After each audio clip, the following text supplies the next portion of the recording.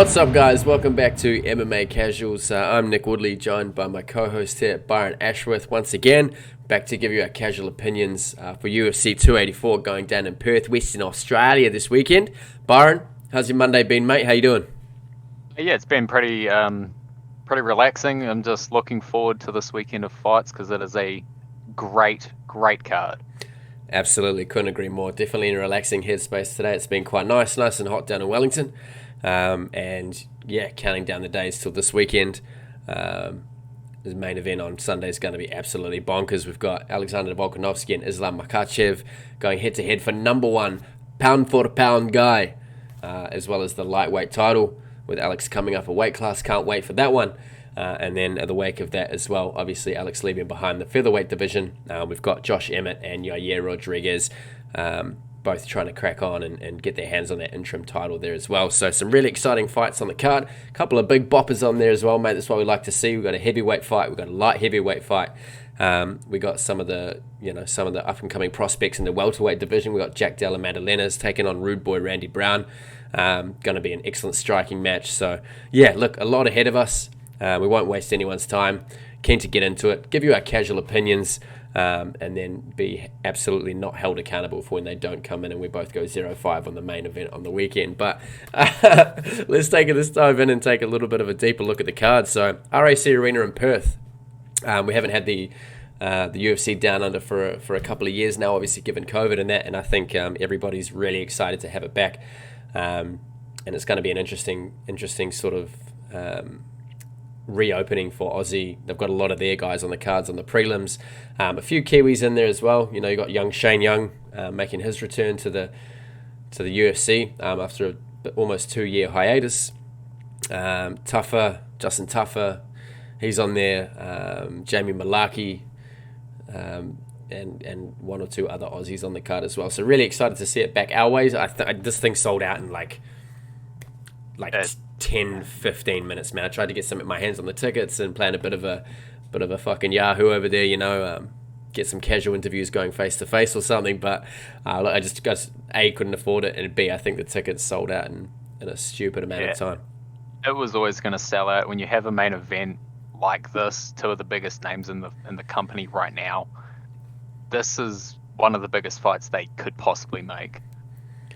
100%. And look, if we sort of look at it from a historical standpoint, the last guy to sort of go up a division, was Israel to stepping up to Jan Blachowicz. Obviously didn't go too well, but hey, it went the distance.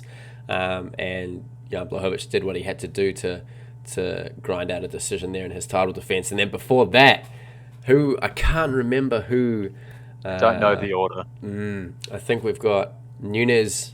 She might have been prior to that for 135 and 125 in the women's, and then before that it would have been your friend, the notorious Conor McGregor, and then DC before that, and I think that's it. Look, Cejudo, sorry, yeah, Triple C, yeah, absolutely correct. That is all, I think there's only 5, yeah. So this will be the 6th in history. And look, before we even get started on it too much, I think it's doable. I'm Team Volk for this one, baby. I'm coming in. It's very close. A lot of people saying that this is one-sided. I really don't think it's as close as people say it is. Yeah. But people have been underestimating Volk, and what more does he have to do? He's on a 20-fight win streak. He's pound for pound number 1. He's the featherweight champion of the world. He just came off beating Max Holloway 3 times. Dude's going up those rankings of overall GOATs. 100%. And look, you can try.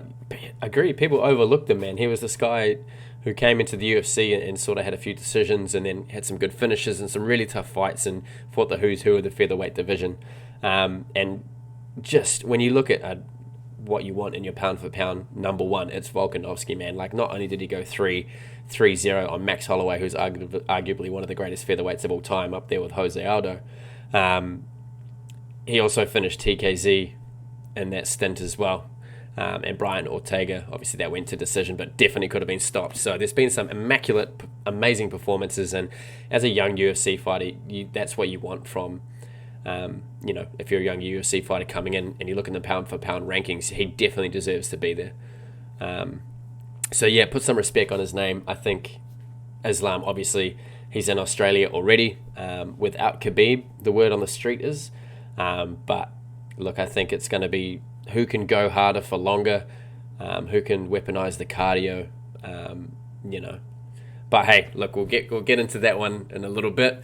We'll do a quick run through of the card if you like now. So Alonzo Menefield and Jimmy Crute starting it off in the light heavyweight division. So this is a bounce back fight for Jimmy Crute. He's coming off a pretty the wrong end of a pretty big knockout with Jamal Hill, now the light heavyweight belt holder. So no, there's nothing wrong with that. No shame in that. Against Alonzo Menefield, who is sort of, I would say he's quite similar to Jimmy Crute in his sort of fighting style, very well-rounded, doesn't mind a bit of grappling, doesn't mind a bit of wrestling, has a bit of ground game as well. And there's not too sort of many people at light heavyweight who can piece that together. So I know Jimmy Crute's ranked 12th at the moment. Alonzo's coming in unranked. So that's going to be a belter to start off the main card. After that, we got the big boppers. We got Justin Tuffer against Parker Porter, and a really integral fight, I think, for Justin if he really wants to start chipping into some of the upper echelon of the heavyweights. Although he's not as experienced as a lot of them, I think he's in the short time that he has shown in his 8 or so fights that he's tough, he's durable, he can fight, he can swing, he can bang.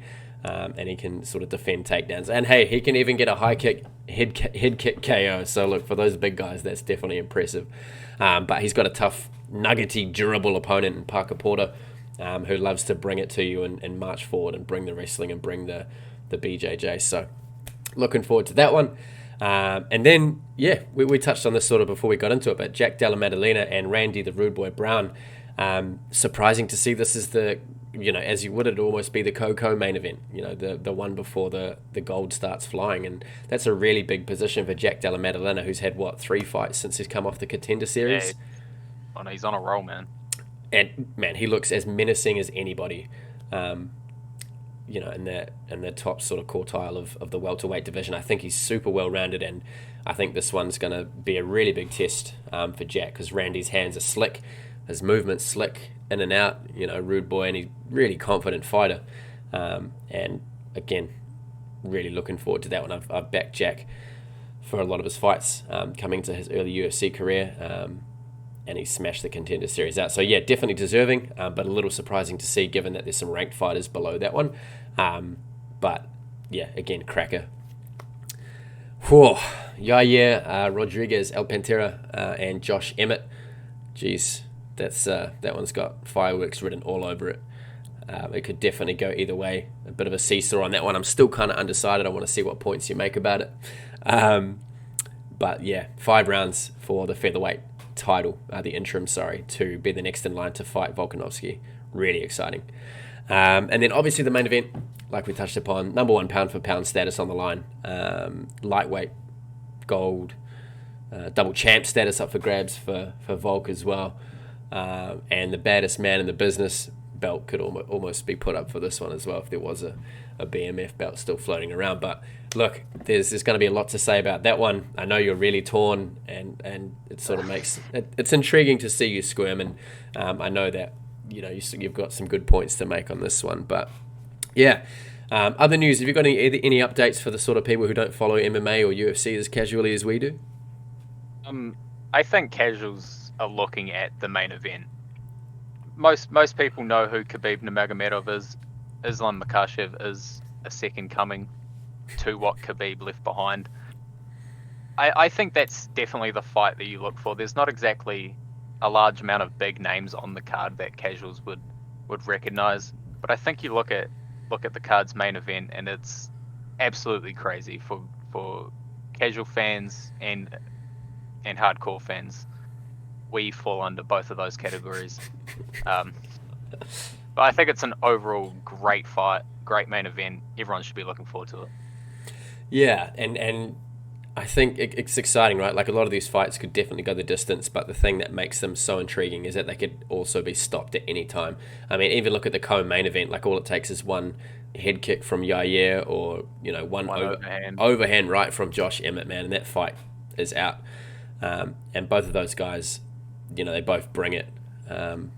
So yeah, I mean, yeah, a couple of light heavyweight and heavyweight fights on the card as well. And shout It's out a to great mix of divisions. 100%, 100%. Um, and a couple of honourable mentions, yeah, sort of like I said, Shane Young making his return to the UFC after a 2-year hiatus. I know that he's sort of had some mental health issues, and he's really vocal about those when he does win his fights. You know, he talks about stand together and sort of mana in New Zealand and sort of community and being really vocal about his mental health and that kind of stuff. And yeah, I think now's the right time from the interviews that I've seen and the sort of chats that I've seen with Eugene and the coaching staff at City Kickboxing. It's a good time for Shane Young to make his return, and he's an exciting fighter. He's actually fought quite a few good names on there, and he's had a few difficult decisions not go his way. Obviously, he fought Volk early on his UFC career as well, which is never what you sort of want. But I'm looking forward to his return, Sugar Shane Young. And yeah, Tyson Pedro, I think he's coming off an impressive win against, do you say it was Harry Hunsucker? Yeah, Hunsucker, yeah. Yeah, unless there's two Hunsuckers in the UFC, but I think there's a few of them. yeah, just bred for it, mate. They're just bred for brutality.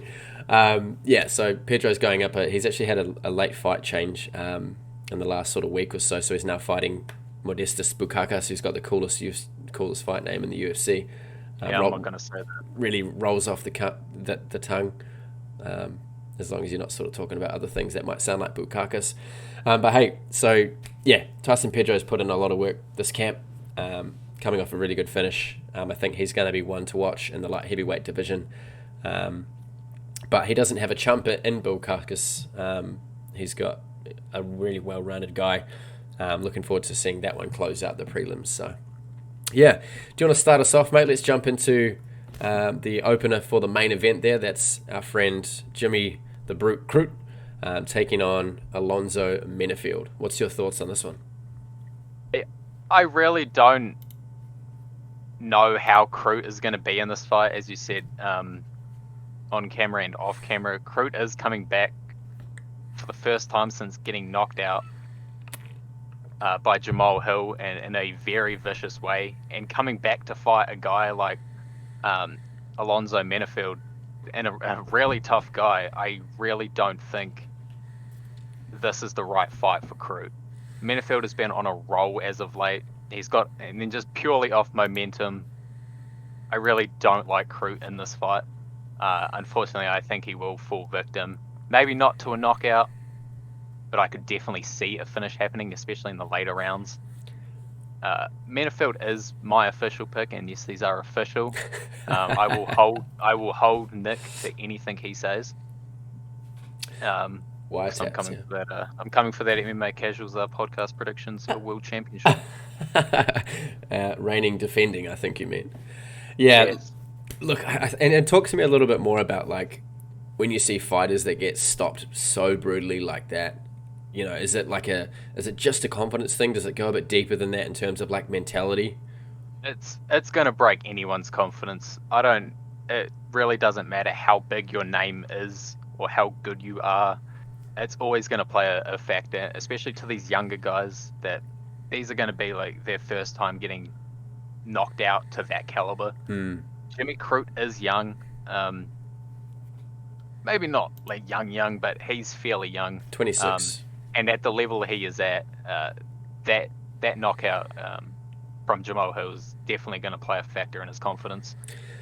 I really just can't see him getting it done.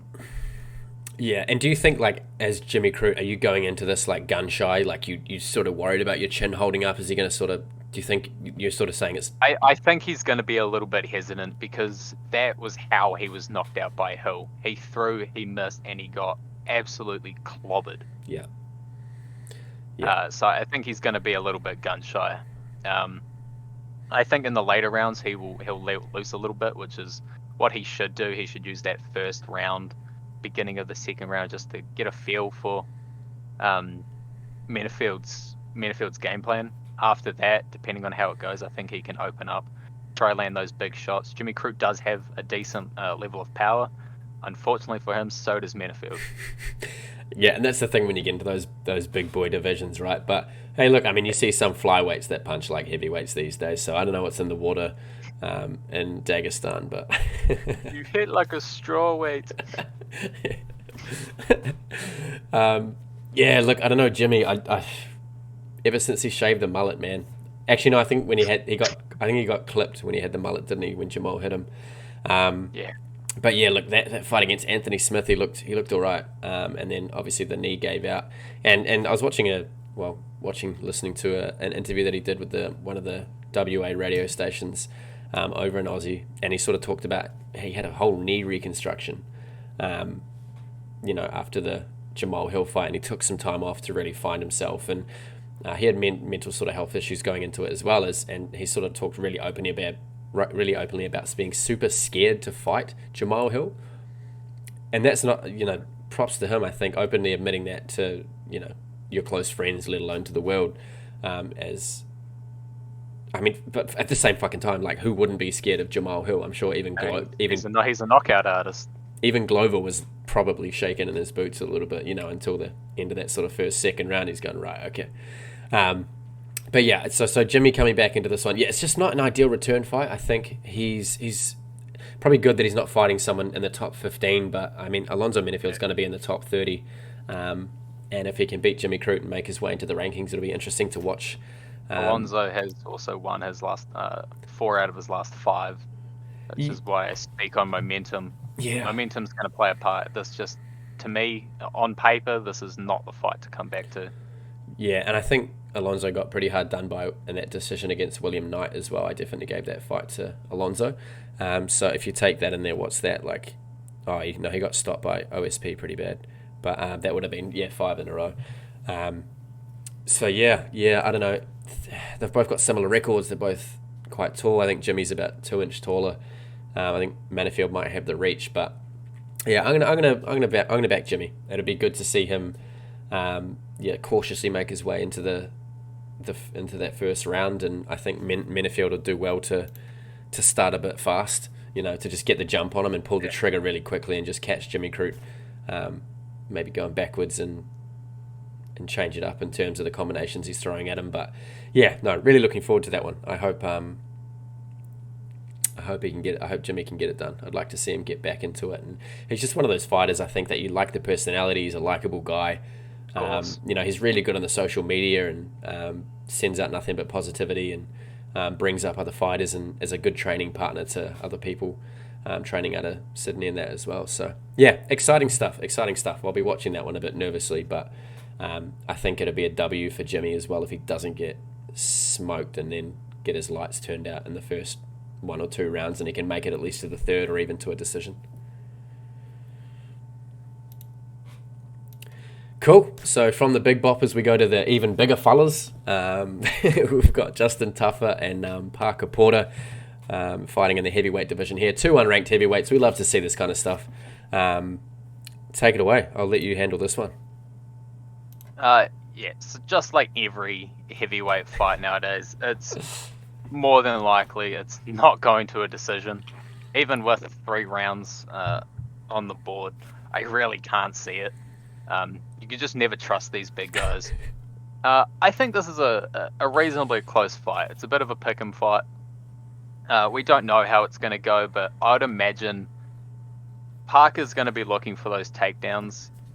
Tuffer is very good at his takedown defense. True. And so, I mean, if Parker can get Tuffer on the ground, I think he's got him. Unsure if he can keep him down because, again, these are big guys. We've seen people like Derek Lewis get taken down and just stand up.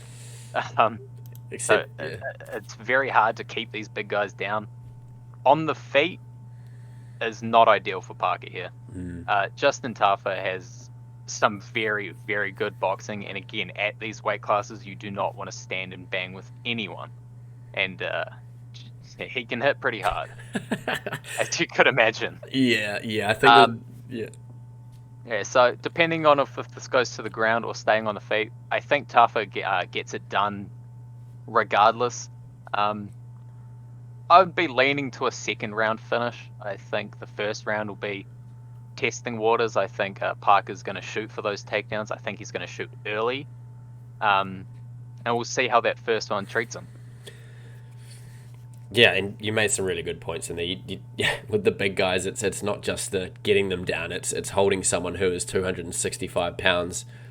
What's that? 120 kilo on the Takes a ground. lot of energy, especially out of these big guys. Yeah, absolutely, and especially as they're getting to the shyer side of 30, up Yeah. towards 40, the cardio starts to get into question. But I've been impressed by Parker. Look, he's had some tough losses, but he's had some good wins as well.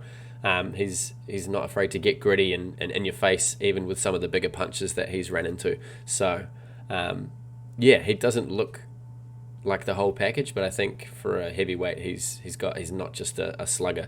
He does have some good ground game. He's got a few submissions on his record. I think one thing that Tough has got coming into this is that you mentioned it, sharp hands, good framing when it comes to the clinch, which is super important, and is he backs himself in those close encounters to not be taken down with trips and sort of up against the cage and stuff. But if Parker can sort of get his head down and in tight on a single leg, he might be able to get him down, and then it's whether Tougher can get back up or not. But Tougher never been submitted in the UFC. I don't think he's ever been submitted in his pro career. That's going to give him some confidence points there as well.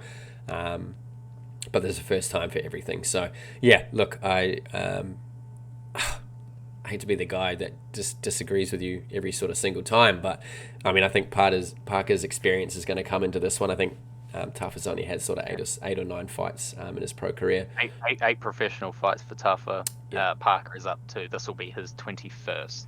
Yeah, and I mean, look, that could be, he could be on the wrong end of those numbers as well. Like he could be exhausting himself and really pushing his body to limits that he should, could have retired a couple of fights ago or whatever. But yeah, if he can avoid the big kicks of Tougher and maybe do a power double leg and smother him and hold him down and try and go for some submissions and that, I reckon it does go to decision. I'm just sort of looking at in the last 5 or 6 fights, there's been a few decisions there, and it could be a bit of a gun-shy first round. So yeah, not to go against you, because I know that you sort of said this one might be ended quite quickly in the second round, which could definitely happen if Parker gets frustrated, can't keep him down, exhausts himself trying to wrestle and out-wrestle Tougher, then those opportunities are going to open up. So yeah, really exciting fight. Good one for the casuals. And yeah, looking forward to seeing those guys in the rankings. All right, so here's the prodigy child himself, the Australian-born Jack Della Maddalena, against Randy Brown from Jamaica. So yeah, look, I mean, welterweight, I think this is a super exciting division at the moment. A lot is up in the air. From what I've seen, the Leon and Kamaru Usman fight is confirmed. That's going to be happening over in the UK, mate, over in London, at the O2. You've got Hamzat, who's still sort of floating around, poking fun at people and not trying to make weight. I think you've got Colby and Bilal Muhammad, which is sort of in the making. You got, 170 is just... forget the name. Hey, he looked good in his last fight against Sean Brady, dude. I got to give him that. Yeah, he really did. Yeah, and if I'm a UFC fighter, I'm trying my best not to get knocked out and have myself a good career. Minus that first Vicente Luque fight, which was beautiful. 170. Look, there's some good contenders. I think Jack and Randy both have the ability to go deep into that division, and this is where we're going to really see that iron sharpens iron. And the winner of this fight is hopefully going to be put into the top 15. And then next fight, if either one of them gets a finish and calls out somebody like Vicente Luque, Neil Magny, Jeff Neal, even though I think he's booked, it's these kind of guys, like they're almost gatekeepers. I think he's fighting Shavkat, what's his face? Oh, yeah, you are correct. Yeah. I'm not going to say his name. Doesn't happen often, mate, but it does happen. Undefeated. Better to be a smart fella than a fart smeller. I think both of these guys, look, they've both got the potential to crack into that top 15, and they're both really exciting. Slick striking. Jack, in his fight against the Dagestani guy, I can't remember the name off the top of my head, probably can't pronounce it either, looked really good. He was deep, that guy was deep in a das, and Jack managed to bide his time and patiently wait out for the gentleman to blow out his arms, stood up and finished him on the feet. Jack's boxing has been slick. Couple of finishes in the UFC, really impressive decision fight on the Contender Series, and a really, really bright future. If he can get past Randy, then there's sky's the limit. Love to see him fight someone in that top 15. As for Randy Brown, I think he's a bit more of a veteran. He's had more fights, got a bit of longer reach, really good in and out movement. He sort of feels himself. He's really, really confident until he's not.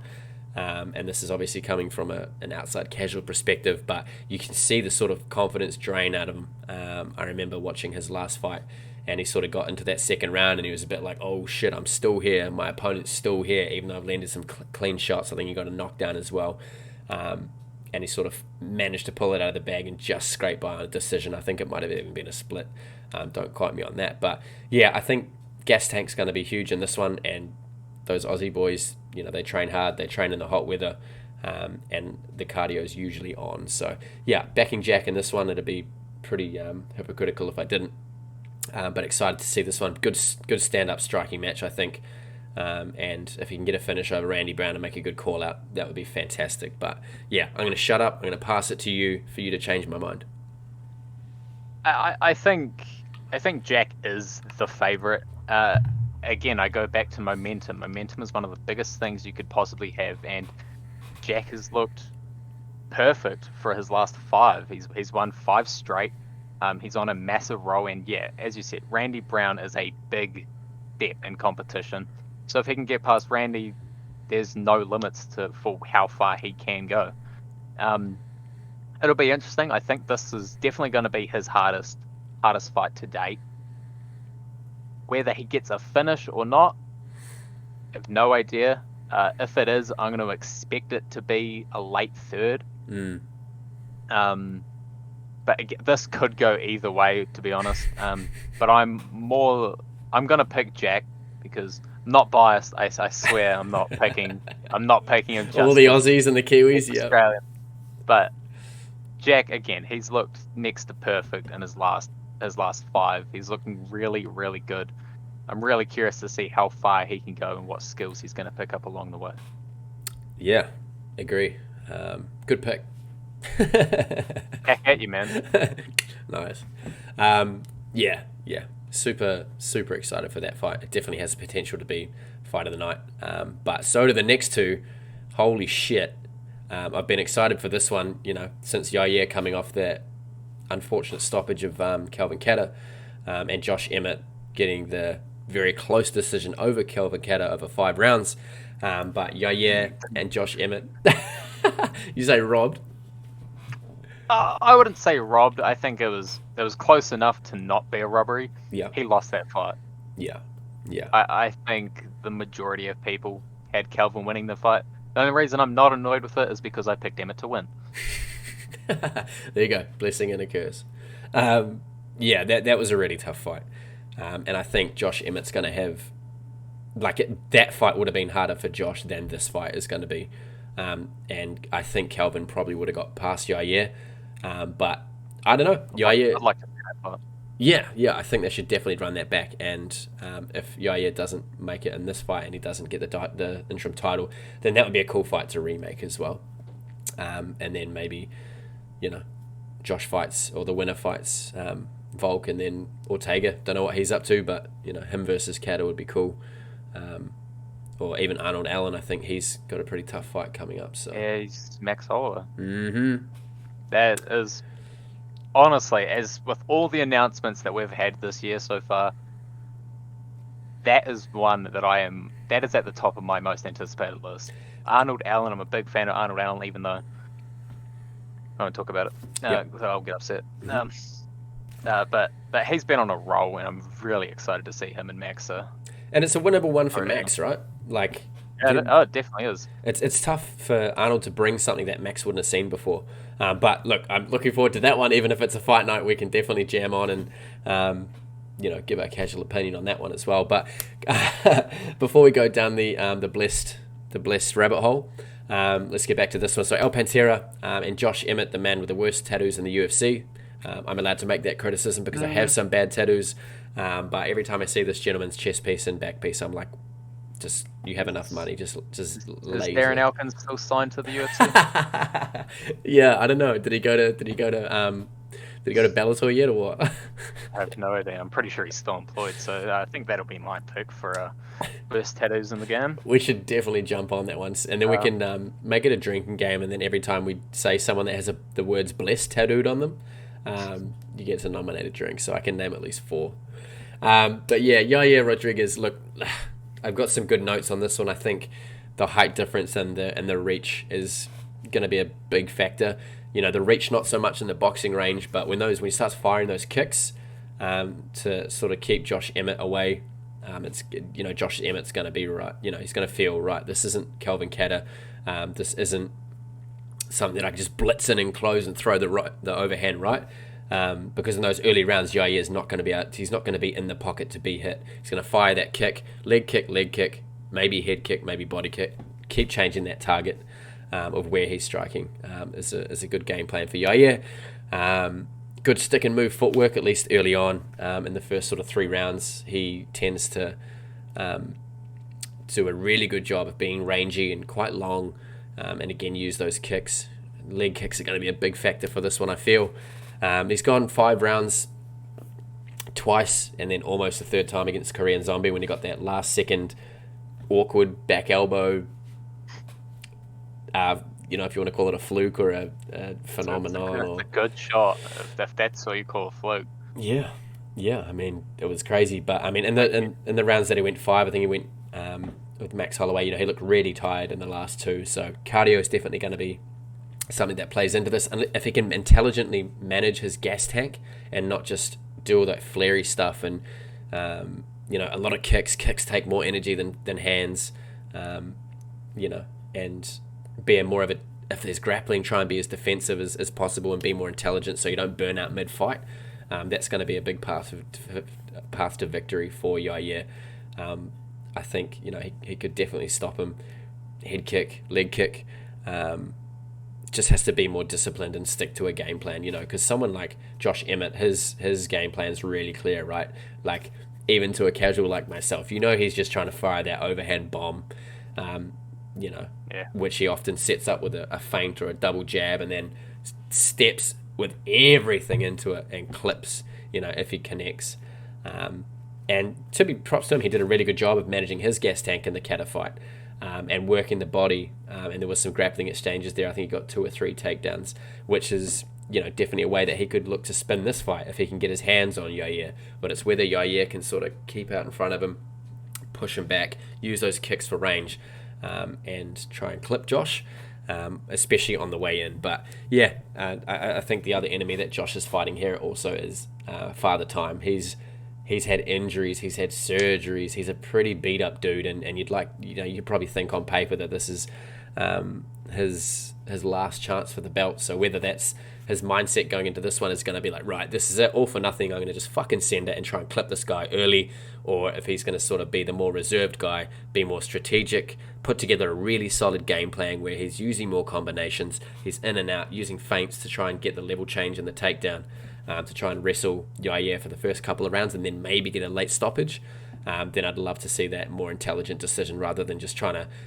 take one to give one, which Yair does as well. Like, you'll see it, he gets a little sloppy. Again, I'm giving him an extremely hard time for the later rounds in his sort of longer fights, but he does sort of stay there in the pocket, and he sort of moves backwards a little bit with his chin up and his hands down, and he's trying to do this weird like chicken man dodge thing.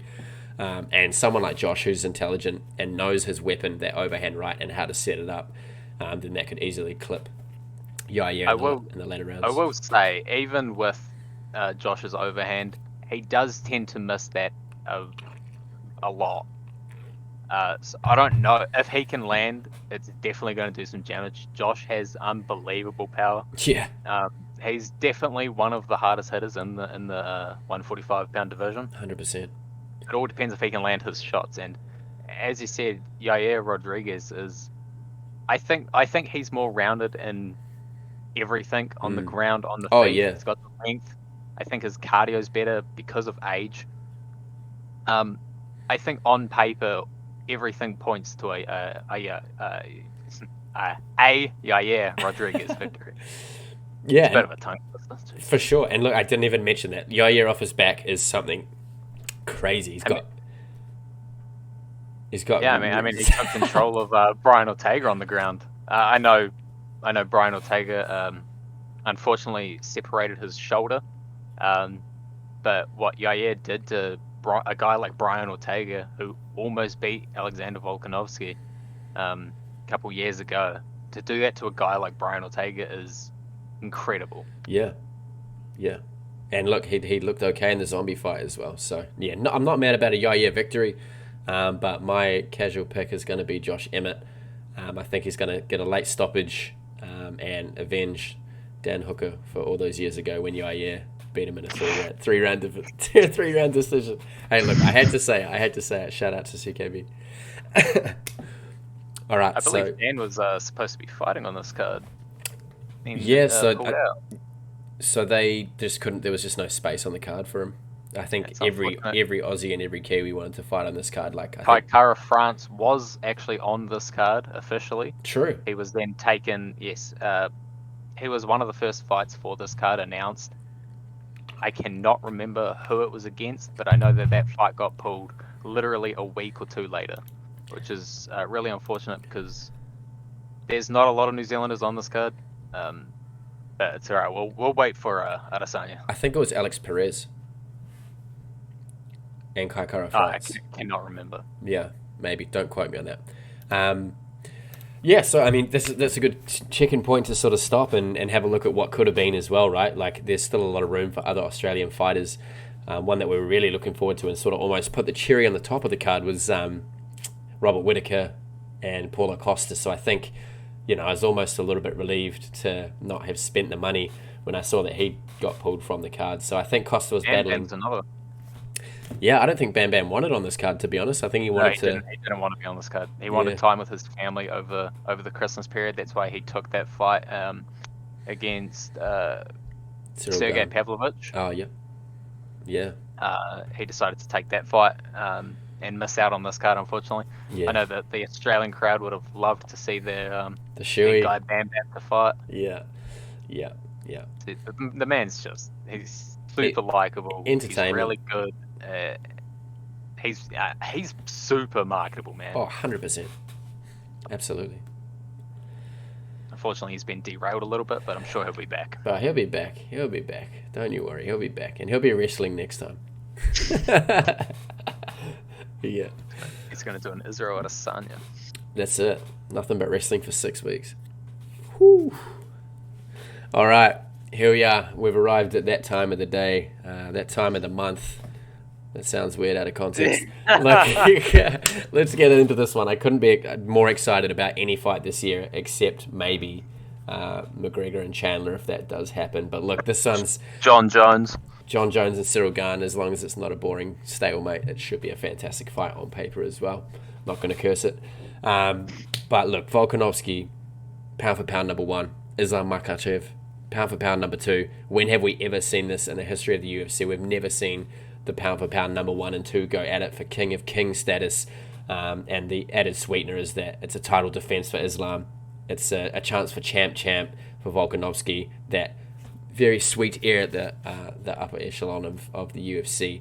And trying to stake his claim and glory and history and make himself, really stand out to people so that when the UFC is mentioned, people know exactly who Alexander Volkanovski is. What an introduction. I'm proud of myself for that one. But let's take a look at this one. So, obviously fighting out of Dagestan, Russia, we've got Islam Makhachev. He's currently 25 wins, 1 loss, 12 TKOs. I'm looking at Alexander here. So Alexander Volkanovski, fighting out of Sydney, Australia, 25-1, 12 KOs, 3 subs, 10 decisions against Islam Makhachev. He is, where are we? Obviously fighting, defending his first title in the lightweight division. I had his record on here somewhere, but I've lost it for the life of me. I think he's about 23-1. Yeah, 23-1-0. Okay, 23-1-0. and with the first defense of his lightweight belt after taking it very, very decisively, let's say, over our friend Charlie Olives. So, yeah, look, I jumped in on the last one for the interim fight, but I'll let you take this one away, mate. Speaking of Charles, quickly, Go ahead. he did post on his Instagram a passport to Australia. So do not be surprised if he's randomly announced as the backup fighter to this weekend's main event. Wow. So not confirmed as of right now. As of recording, it is not confirmed yet. Yeah.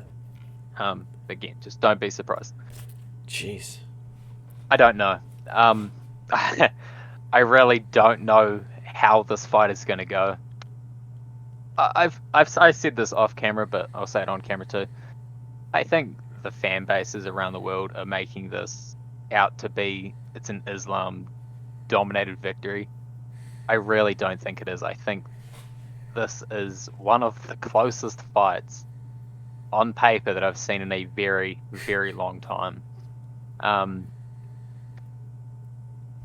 Islam Makhachev, obviously he's a lot bigger, a lot taller. I mean, that height advantage he's got 4 inches on height, and he's gonna fight at around 165. He's gonna be a heavy guy. Yeah. And yes, Volkanovski used to play rugby at whatever he weighed, 220 pounds or whatever, but this is a different Volkanovski. But Volkanovski has taken that power, that strength down with him. You don't lose that.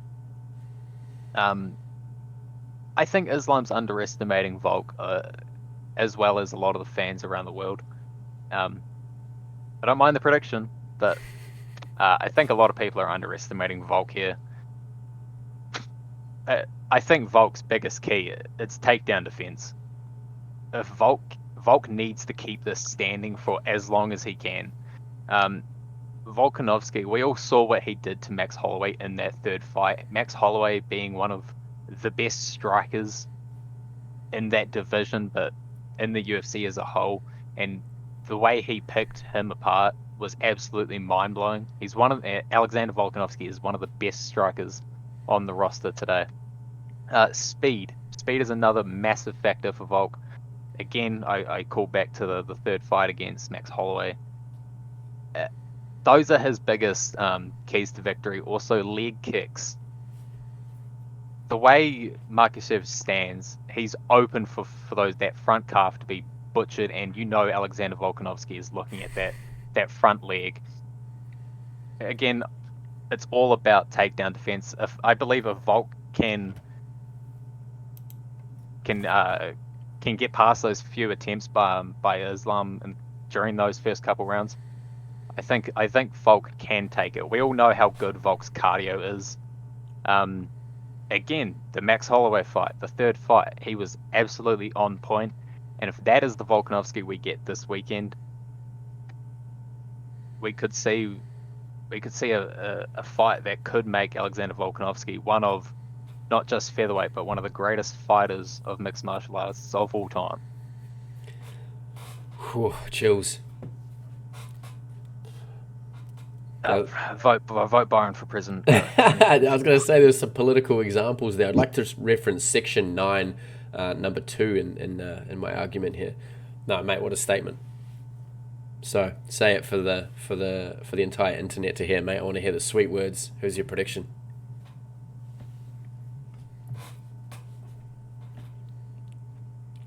I've always said, if you're 50-50 on something and your heart is saying one thing but your brain is saying another, no, fuck it, I'm going with my heart. Alexander Volkanovski is taking this fight. He's going to take it, and with a win, I would put him as far as 5th of all time, because if he beats Islam Makhachev, whether it's by finish or decision, we're looking at greatness. I mean, that is his nickname. He is Alexander the Great. Hopefully this prediction doesn't come back and bite me. I'm going with Alexander Volkanovski for the win. And new. I love that. And new champ. And look, there's some exciting fights for him to make at lightweight as well, man. as some absolute bangers. That opens up Yeah. the division so much, you know. Yeah. I mean, you look at Conor coming back at the end of this year. If Conor gets past Michael Chandler, you're looking at one hell of a fight. I know Conor and Chandler are scheduled for a 170 fight. Who knows? There was talks last year about a McGregor return to challenge Volk. That fight obviously never happened. But Volk with those 155ers, there's so many matchups. Dustin Poirier might not be staying around, but he still could. Michael Chandler, Justin Gaethje, Rafael Fiziev, Charles Oliveira. Oof. There's a lot of names. With a Volkanovski win this weekend, I don't see him staying around. I think if he gets past Makhachev, he'll go back down to 45. He'll fight the winner of this weekend's co-main event. What he does after that, who knows? But he's got one step at a time. Islam Makhachev this weekend. It's going to be crazy. It's going to be a great fight. Going Alexander Volk. I love that. Oof. And yeah, some super exciting fights at lightweight. I'd love to see him and Charles go at it. I'm sweating. Hey, it's hot. It's heating up in the casual kitchen, mate. Yeah, look, I've managed to find my notes again. All I had to do was scroll up, so you can tell I've been punched in the head too much this week at sparring. But look, yeah, fuck, I don't know. This is going to be one of the greater fights, I think, in the recent times of UFC. Definitely the only one to upstage that, would have been the John Jones and Ngannou fight, if that had happened, and then Conor coming back's always got some hype with it as well. Maybe chucking a Khabib return at 170, who knows? That happening. But yeah, look, I mean, you made some good points. I think takedown defense is going to be just as important as being able to get back up, because I think he is going to be taken down. Makhachev's going to try and chain his wrestling together to get Volk to the ground, and then it's once he's there, how much control time can Islam get on the ground? I think Volk backs himself enough in the defense of the submission department. But how heavy is Makhachev going to be? He's going to feel a lot different to anyone that he's really Alex has really wrestled with. The last wrestler he fought was Chad Mendes. Chad managed to keep him down for, I think, 45 seconds over 3 rounds or so. So yeah, that's a confidence builder. How did that fight go? Exactly. He's a wrestler with an overhand, and that's it. Yeah, if he can take him down and hold him down, that's going to be concerning. But look, Volk's a strong, stocky nugget of a man. I imagine he feels like he's made out of like steel or some kind of dense metal. Otherwise, other people would have tried to wrestle him, right? Like, it's not that he's fought people that aren't wrestlers per se, but Max has wrestled in his fights. TKZ's definitely had some wrestling in his fight. Ortega, strong grappler as well. So I think, Alex has been preparing for this fight. Obviously he weighed in at 155 for the title fight between Charlie Olives and Islam. So he was ready there. I think he's been training for this for going on 6 months. So I think he's definitely going to be ready. It's going to be a healthy weight gain. It's going to be a bit of muscle mass. And he would have been drilling wrestling to the cows come home, man. That guy already has outstanding cardio, and he weaponizes that. I think his path to victory is he'll be able to have more steam in the tank in those championship rounds. I don't think Islam's, obviously he hasn't been in those championship rounds. Volk lives and breathes in those championship rounds. If he can keep him on the outside with those feints and that jab of Volkanovski is so quick, and that's good points that you made. He's going to be taking up the speed with him. He looked faster than Max Holloway in his last fight. That's because he was. He looked faster than Max. He landed every shot. He won every exchange in that whole fight. And if you can do that, I mean, the final score was 50-45. Yeah, who does that to Max Holloway? Exactly. With the right game plan, no one is better than Alexander Volkanovski. 100%. And look, I think, being that fast and that accurate is going to be a big deciding factor. But when you link that with extremely good cardio and the will of like a man on the man on a mission, like this guy's how he survived Brian Ortega, I do not know. That guy does not quit. There were several times in that fight that I thought Brian had it. But yeah, straight willpower. He managed to escape everything. It was absolutely crazy, and he got back up just like nothing ever happened. And And people are yeah, all about the guillotine, man. That triangle was deeper than the guillotine, I tell you. And yeah, Islam has some good defense off his back. Not that I would see Volk trying to go for takedowns and counter wrestling, maybe in the later rounds, if he sort of finds that he does break him after the end of round 3, if he's still there. And not to rag on Islam. Look, Islam is... There's no one at 155 for Islam. The closest thing I think we're going to get is Beneil Dariush, who's got that sort of skill set to be able to yeah, challenge Islam for the belt. And that'll be a hell of a fight. That'll be a really technical grappling match with, where you might see them having to resort to their striking. But yeah, not to rag on Islam. Islam has come a long way in his last fights, and he has fought some really tough opponents. People sort of counted him out for not being up to scratch in terms of like the giant resume that your Dustin Poiriers and your Michael Chandlers and your Justin Gaethjes have. But it's because no one wanted to fight this guy. yeah. It's I not that. mean, Dan Hooker, ballsiest people ever. He took a fight with Islam with 1 week notice, just coming off a fight himself. Yeah, but then you look at the Charles Oliveira fight. Charles Oliveira was on a tear. Mm, Michael Chandler, Tony Ferguson, hmm Dustin Poirier, and Justin Gaethje. That's mind-boggling, and Makhachev got him out of there and won, I Yep. believe. Yeah. Yeah. Too. So no, we can't discredit either men in this fight. Yeah. Again, I think this is one of the closest fights that we've seen in a very long time. Yeah. It's a bit of a pick and fight. Yeah. And I mean, not to the odds makers. I think they're giving everyone a really good line in this one. I think Volk has just as much chance to win this as Islam. But if if Islam can't take him down, He's in trouble. yeah, he's in trouble. But he doesn't have bad. Volk said it himself. Yeah, he's like, what's the game plan? If you can't get me down, what's the game plan? And look, I think Islam can kick. Islam's kicks are pretty phenomenal. And like, he obviously wouldn't get to where he is without some striking because every fight starts on its feet. It's the most casual thing I could ever say. But look, if it's striking, it's not going to be in the inside, in the pocket where Volk wants it. Islam's going to try and kick, use the leg kicks. Volk hasn't really fought southpaws, which is something that might be a little bit concerning. But again, he would have been training for a southpaw for the last sort of 5 or 6 months.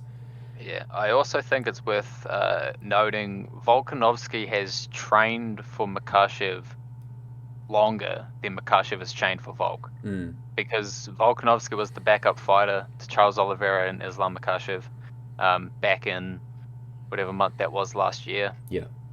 And Volkanovski has publicly said that he was more planning for Makhachev's style over Charles. So Volk has 3 weeks to a month extra planning on Makhachev's wrestling. Yeah, and look, that could be everything, right? Like Volk, A huge factor. Volk's been with his coaches for a long time. The coaches of Islam, Javier Mendez, and Khabib's father, and then Khabib himself, also really good coaches as well. So yeah, I mean, this one's going to be crazy if it does go to the pocket and Islam, struggles to clinch up with Volk, and because he's just so wiry and just fucking gnarly, and he's going to be a bit of a beast in that pocket, and the kicks aren't doing too much. And Volk can adjust to the southpaw nicely and use that sort of double step and switch leg kick. Jab, jab, switch leg kick, then bounce out again and use the feints and get inside and just jab him out and use that. He doesn't mind. The thing about him fighting a southpaw as well, which is good for Volk, is that he doesn't mind leading with the right hand. We've seen it at times where he comes in and just leads with a right hook, or like that extended sort of right hook, or even just fires that right hook straight down the pipe there.